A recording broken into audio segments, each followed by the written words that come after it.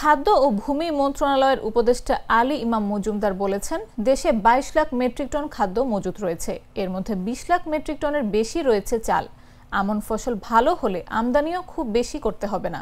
বুধবার বেলা 3:30টার দিকে ফেনী সার্কিট হাউসের সাংবাদিকদের সঙ্গে আলাপকালে এক প্রশ্নের জবাবে তিনি এসব কথা বলেন। আলী ইমাম মজুমদার বলেন, এখন চালের মান অনেক ভালো। যে চাল বাজারে 60 টাকা কেজিতে বিক্রি হয়, সেটি ওএমএসে 30 টাকায় দেওয়া হয়েছে। আবার খাদ্যবান্ধব কর্মসূচিতে সেই চাল 15 টাকায় পাবে।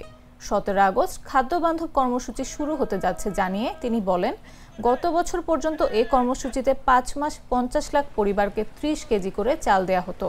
এবার এটি সম্প্রসারিত করে 55 লাখ পরিবার ও 6 মাস করা হয়েছে।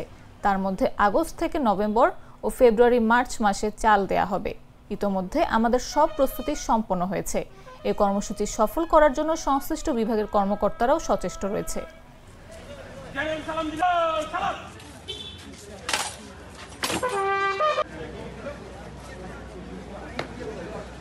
এই বছর থেকে গত বছর পর্যন্ত ছিল প্রোগ্রামটা ছিল 5 মাস 50 লক্ষ লোককে 30 কেজি করে চাল দেওয়া হচ্ছে ফ্যামিলিকে।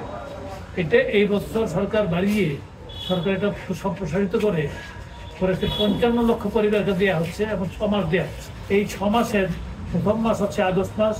আগস্ট, সেপ্টেম্বর, অক্টোবর, নভেম্বর এই 4 মাস হবে।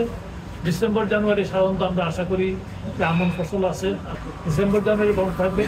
আবার ফেব্রুয়ারি, মার্চ এই 2 মাস দেওয়া হবে। যে চাল বাজারে 60 টাকা বিক্রি হয়, এটাই 30 টাকা তো ওএমএসে দেওয়া হচ্ছে।